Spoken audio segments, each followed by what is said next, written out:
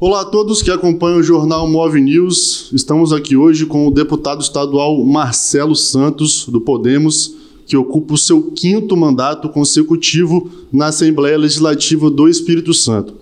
Antes de se tornar deputado, Marcelo já ocupou outros cargos públicos aqui no Espírito Santo, já foi vereador em Cariacica, seu município base, onde tem a sua maior base eleitoral, além de outros cargos públicos que já ocupou.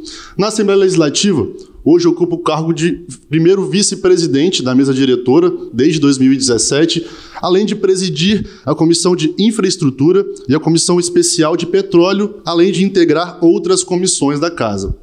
Marcelo, muito obrigado, primeiramente, por nos receber aqui no Jornal Move News. Seja muito bem-vindo. Eu que agradeço, Daniel, agradeço a oportunidade de toda a equipe Move News, é uma satisfação, é a primeira entrevista aqui nesse jornal, bacana, e que tem uma importância danada aqui para o nosso estado e para fora do país também. Marcelo, como foi dito, você está em seu 5º mandato consecutivo na Assembleia. Eu queria saber de você, Marcelo, como é que estão os projetos futuros, não só na Assembleia, mas também como na sua carreira política? Bom, na verdade a Assembleia tem cumprido o seu papel, né, papel constitucional de legislar, fiscalizar. É uma casa composta por 30 parlamentares. Como você mesmo disse, eu estou no meu 5º mandato consecutivo, por mais que possa soar arrogante, na verdade é fruto de um trabalho que a gente desenvolve nas 78 cidades capixabas, trabalhando, promovendo o desenvolvimento sempre seguido do social, nessa interação com a sociedade, com as lideranças locais, com o governo do estado, com os demais poderes constituídos, que naturalmente no processo eleitoral tem renovado o nosso mandato. Então esse trabalho que a gente realiza à frente dessas comissões, você citou aqui agora a Comissão de Petróleo, Gás e Energia, o Espírito Santo é uma potência nos demais estados da federação, a Comissão de Infraestrutura, que junto com o governo do estado trata dos investimentos de infraestrutura nas 78 cidades capixabas, e olha que o Espírito Santo hoje, proporcionalmente, é o estado que tem maior capacidade de investimento financeiro e de investimento na área de infraestrutura. Eu tenho a oportunidade de liderar essa comissão na Assembleia Legislativa, também presido algumas CPIs, dentre elas a CPI da sonegação, a CPI das obras paralisadas e a CPI da licença. 3 CPIs importantes que fiscalizam imediatamente ações, principalmente corrupção no estado do Espírito Santo. E no que tange ao processo natural, eu tenho conversado com a minha equipe, com algumas lideranças, naturalmente, que ficam que gravitam muito mais próximo aí na questão do nosso mandato, e nós estamos inclinados a disputar a reeleição de deputado estadual. Esse não é o momento, mas naturalmente esse é um planejamento estratégico que nós desenvolvemos ao longo desse atual mandato, vislumbrando disputar mais um mandato de deputado estadual. Pois é, Marcelo, então você já adiantou a resposta da nossa segunda pergunta aqui. O que eu ia trazer para a gente aqui, Marcelo, é que o próximo ano promete ser um ano um pouco tenso em relação ao pleito do próximo ano, de 2022, teremos eleições presidenciais aí, e outros cargos também. E o que eu queria te perguntar é exatamente isso. Em relação ao Marcelo Santos, você pretende continuar com seus trabalhos na Assembleia ou vem com novidade por aí? Como você falou, você pretende ser candidato à reeleição, então, deputado estadual? Na verdade, é um caminho natural mesmo. Disputar a reeleição é o último mandato de deputado estadual que eu vou disputar. Isso foi fruto de uma discussão interna das figuras que tratam comigo do mandato, de lideranças mais próximas a gente. E depois desse processo eleitoral, se nós sairmos exitosos, obtiver o resultado positivo, vamos buscar e replanejar o mandato e aí naturalmente buscar novos áreas. Mas em princípio o processo é de reeleição. Com relação às eleições do próximo ano, realmente nós temos aí uma polarização já hoje que antecede o processo eleitoral, né? Extrema esquerda e extrema direita. Até então nós não temos um nome que possa distensionar a disputa, que possa fazer frente a esses dois polos, né? Eu estou falando aqui dos partidos que gravitam em torno aí da esquerda, lideradas hoje pelo ex-presidente Lula, e pela extrema-direita, lideradas pelo atual presidente da República, Jair Messias Bolsonaro. Então ainda não se tem uma liderança. Isso é uma culpa nossa, culpa de nós políticos, que não tivemos a oportunidade, ou não demos a oportunidade para que pudesse forjar novas lideranças, estarem aí à disposição da sociedade. Então nós estamos aí com mais do mesmo. Então a política ela tem que fazer um pouco disso, você forjar novas lideranças para que elas possam ser observadas pela população e principalmente num cargo importante como esse, que é um cargo de presidente da República. que governa uma nação, que é um papel muito importante, líderes mundiais que conversam entre si sobre um problema que acontece agora, que é a pandemia, que não é apenas um adversário da população brasileira e mundial. É um inimigo, confesso, invisível, que nós não conseguimos enxergar e, na verdade, é ele que nos enxerga e nos alcança. Algumas pessoas ele deixa sequelas, menos graves, outras graves, e outras ele ceifa vidas. Quantos irmãos e irmãs nossas foram tiradas das suas vidas por conta do Covid-19? Então, é um inimigo que nós precisamos, enquanto liderança, por exemplo, política, aí no caso eu estou falando de presidente da República, está conversando com os demais líderes das outras nações para encontrar uma saída e fazer uma política uniforme, porque não há uma ciência exata que descobriu qual é a fórmula absoluta que possa enfrentar o Covid. Nós estamos testando uma vacina, nós somos cobaias de uma vacina que não teve o tempo hábil, as vacinas, tempo hábil de ser uma experiência concreta de resultados.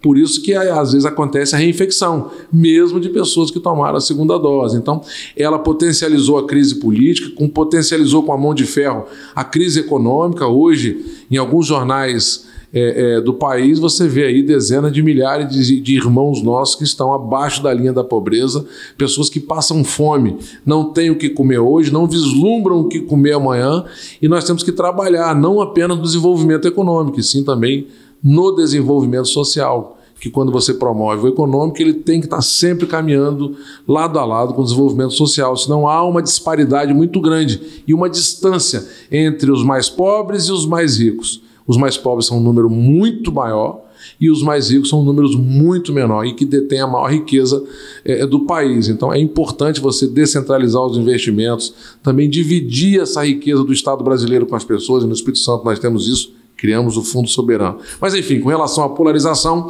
efetivamente vai ser uma disputa eleitoral polarizada com esses dois extremos. Aqui no Espírito Santo eu acredito que deva também ter uma disputa um pouco mais ferrenha, mas nada que fuja do controle do que já aconteceu no passado. E o processo eleitoral, naturalmente, é isso até então, sem grandes novidades. Marcelo, você tocou num ponto muito importante que não tem, infelizmente, não tem como a gente fugir, que é a questão da pandemia da Covid-19. Eu queria que você falasse, você como primeiro vice-presidente da mesa diretora ali, trabalhando diretamente nessas questões, como que está sendo o trabalho da Assembleia em relação ao combate à pandemia aqui no Espírito Santo, juntamente com o governo do Estado, em relação aos projetos de lei que foram aprovados, que visam aí também dar um amparo para a população em relação a essa doença tão terrível que, como você falou, já tirou a vida de milhares de pessoas. Bom, na verdade a Assembleia fez o papel dela, né? Deu velocidade, aliás, uma velocidade até ainda maior do que a normal praticada nas casas legislativas, aprovando medidas importantes para que nós pudéssemos ajudar a salvar vidas, né, no enfrentamento, na contratação de mais leitos, na contratação de insumos, medicamentos para enfrentar o Covid, também de ajuda, de aporte financeiro, para que nós pudéssemos fazer essa ajuda que chegou do governo federal, do governo do estado, e algumas prefeituras também fizeram esse tipo de investimento importante nesse momento de crise. Então, a Assembleia cumpriu o papel dela, não só de legislar e aprovar medidas importantes, como também ela adotou medidas dentro do Poder Legislativo de enfrentamento, distanciamento, uso de máscara. Instituímos ali as sessões híbridas, né? Aqueles que não se sentem confortáveis ainda de participar presencialmente da sessão podem participar do modo virtual. A gente está lá sempre presidindo a sessão, então eu fisicamente estou presente no plenário, coordenando as sessões junto com o presidente Eric e alguns outros colegas deputados, adotando todas as medidas de enfrentamento e, naturalmente, sanitárias. E agora, com a vacinação avançada, o Espírito Santo está entre os 5 estados da federação mais organizados na questão de vacinação. Fomos o primeiro estado a comprar vacina fabricada aqui dentro do próprio estado brasileiro e com percentual bem avançado. Então, eu acredito que nós tenhamos um resultado e, naturalmente, um arrefecimento das medidas mais rígidas, principalmente a partir do próximo ano, dando uma tranquilidade maior, mas lembrando sempre, não teremos a volta do que era antes. Nós teremos um novo normal, a máscara vai ser um acessório que não tem que carregar para sempre, porque, como eu disse, ainda não temos uma informação muito concreta do que efetivamente é o Covid-19. Marcelo, então agora vamos falar um pouquinho efetivamente sobre o seu trabalho dentro da Assembleia. Como a gente já falou, são 5 mandatos, muitos anos já ali dentro. Eu queria saber de você quais áreas onde você gosta mais de atuar dentro do universo de possibilidades ali dentro da Assembleia, sendo um deputado estadual. Bom, na verdade, assim, eu me identifiquei muito, não é a minha formação acadêmica, né? Eu não sou engenheiro, a minha formação é administração, direito, eu tenho algumas especializações e pós-graduação também nessa área, mas a minha atuação muito forte é na área de infraestrutura, né? Eu sou conhecido no Espírito Santo pelo cara da infraestrutura, porque além de estar presidindo esse colegiado de infraestrutura, o próprio governador Renato Casagrande, a quem eu quero aqui prestar minha homenagem, pela primeira vez na história do governo do Estado, nomeou um membro de um poder que não era do Executivo para coordenar um grupo de trabalho dentro do Executivo, ou seja, um legislador para coordenar ações dentro do Executivo. E aí eu fiz uma entrega importante ao governador, que é um trabalho que visa desburocratizar e destravar as obras públicas no Espírito Santo, o que não é um problema só do Estado do Espírito Santo, é um problema brasileiro, né? Um problema dos estados, dos municípios brasileiros, do governo central, que tem um problema também de obras paralisadas. E nós apresentamos, a partir de um estudo que fizemos ao longo de mais de um ano, com participação da Procuradoria-Geral do Estado, da Procuradoria-Geral da Assembleia, das secretarias de Estado, como de Transportes e Obras Públicas, do DR, da Secretaria de Estado de Agricultura, da Secretaria de Estado de Desenvolvimento Urbano e Regional, né, que é a Secretaria do Marcos Vicente, e tantas outras secretarias, para que nós pudéssemos ouvir dessas pastas os gargalos, os problemas que eles têm. Também chamamos para participar desse grupo de trabalho o empresariado, né, através das suas representações, associações e sindicato de obras pesadas, o sindicato da construção civil, da indústria, e nós ouvimos todos os setores, buscamos informações através de legislações que foram apresentadas em outros estados da federação, aqueles que de fato efetivamente não tiveram questionamento de ação direta de inconstitucionalidade, ou seja, legislação que deram certo legislações que deram certo em outros estados, outras que caíram por terra. Fizemos aqui um trabalho de estudar também um projeto de proposta nossa e apresentamos isso ao governo do Estado e estamos aguardando ele devolver para a Assembleia sob forma de uma legislação que possa diminuir essa distância entre o poder público e a população. Então eu me identifico muito com a Comissão de Infraestrutura e com o desenvolvimento do Espírito Santo. Porque quando você fala de infraestrutura, você praticamente fala de tudo, né? Você fala de ponte, aeroporto, rodovia, dutovia, você fala de recuperação da malha rodoviária estadual, você fala de pavimentação urbana dentro de um bairro, ou ligando um bairro a outro, ou ligando um município a outro. Então isso é muito importante porque promove efetivamente o desenvolvimento. Um estado que não tem uma infraestrutura decente, ele não tem chances de desenvolvimento, né? Então, assim, nós temos um estado com uma vocação de comércio internacional muito grande e muita mercadoria chega aqui no Espírito Santo e é desovada para outros estados pelo transporte rodoviário. Então, a nossa malha rodoviária vai ser totalmente reabilitada, grande parte dela já começou o processo de reabilitação, ou seja, reestruturação dessa malha. Outras novas frentes serão construídas, ou seja, novos trechos de malha rodoviária estadual e alguns trechos que não têm sequer pavimento. Nós faremos a pavimentação. Então eu tenho muita satisfação em poder fazer parte dessa comissão, me identifico com ela, porque desde quando cheguei na Assembleia eu presido esse colegiado, me informei para conhecer um bocado mais sobre a questão da engenharia, mesmo não sendo engenheiro, né? Eu sou entusiasta do desenvolvimento econômico do Estado, volto a dizer, sempre seguido social, e é uma pasta que eu me identifico muito. A questão da Comissão de Petróleo e Gás também, eu sou o primeiro a presidir essa comissão, e até então eu presido, é comissão especial, né? Ela versa sobre o tema petróleo, gás e energia, né? A exploração de petróleo, com prospecção de gás, e agora recentemente fizemos um debate muito legal em Conceição da Barra com relação à exploração da jazida de Salgema naquele município, e mais em duas cidades, mas em proporções muito menores. Nós temos a maior salgema da América Latina aqui no Espírito Santo. Então nós temos que nos habilitar, melhor qualificar para poder aproveitar esse mineral que está aqui no Espírito Santo. Já tem as empresas vencedoras para exploração, fazer sondagem, pesquisa, e nós queremos fazer com que esse bem possa chegar na ponta, para todo mundo, sabe? Para que nós possamos ter ali o fomento na economia, gerando oportunidade de forma igualitária para todo mundo, fazer com que os hotéis possam voltar a operar acima da média de 60% a sua ocupação, para que nós possamos ter mais lanchonetes, mais restaurantes, mais borracharias, mais lavanderias, mais oportunidades, né? Nós temos aí aplicativos que você tem a condição de ter pessoas em casas compartilhando o quarto, né, que você tem o Airbnb e tantos outros aplicativos, gerando ali uma renda adicional para aquela família. Então, numa área daquela que você ainda tem tanta gente que está abaixo da linha da pobreza, você poder qualificá-la e alguns requalificá-la e inseri-los ou reinseri-los no mercado de trabalho, isso é uma oportunidade ímpar que eu tenho uma satisfação danada de trabalhar. Deputado, então só para a gente terminar essa entrevista, eu queria que você já trouxe um pouquinho naquela outra pergunta sobre como é que vai ser o clima trazendo pro Espírito Santo nas eleições do próximo ano. Eu queria que você falasse um pouquinho melhor sobre isso, como é que você acha que vai ser o clima aqui no estado.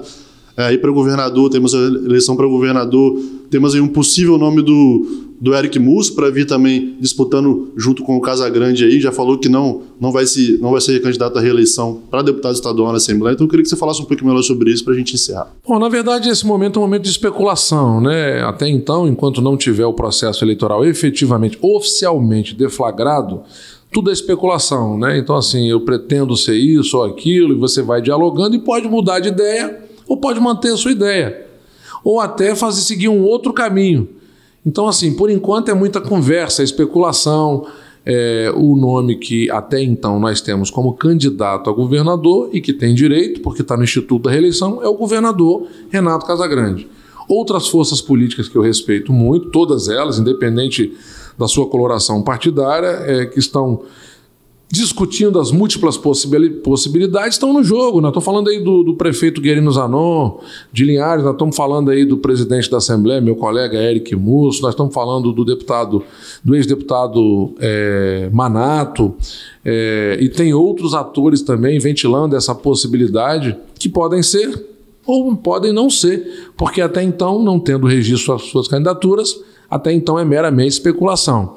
Então eu acredito que a disputa, naturalmente, ela é acirrada, mas não acredito que deva ser nada além da curva, até porque nós temos que entender que você pode discordar da minha ideia, do meu projeto, do plano que eu vou apresentar, mas tudo tem que ter uma linha, e essa linha é o respeito. Dentro do respeito, o debate é bacana, a sociedade entende, ela inclusive é mais participante quando você tem o respeito, porque eu respeito a sua posição mesmo discordando. E aí, quando você tem um debate bem equilibrado, com respeito, eu acho que é bom para todo mundo. E ter candidato para que as pessoas possam escolher aquilo que é melhor para elas, é como você entrar num supermercado sabendo que tem um outro do lado e tem mais um outro lá na rua. Você tem a opção de escolher talvez um produto parecido com o mesmo valor. Então, assim, é a oportunidade que a população tem. Mas quero registrar a importância da gestão do governador Renato Casagrande, que eu considero um grande estadista, tem feito um trabalho muito bacana nas 78 cidades capixabas, enfrentou, como vários governadores e prefeitos e o governo central, essa crise do Covid, mas ele enfrentou não como um político, e sim como estadista, adotou as medidas necessárias naquele momento, muito criticado naquele momento, e hoje muito respeitado, porque nós saímos maiores do que entramos.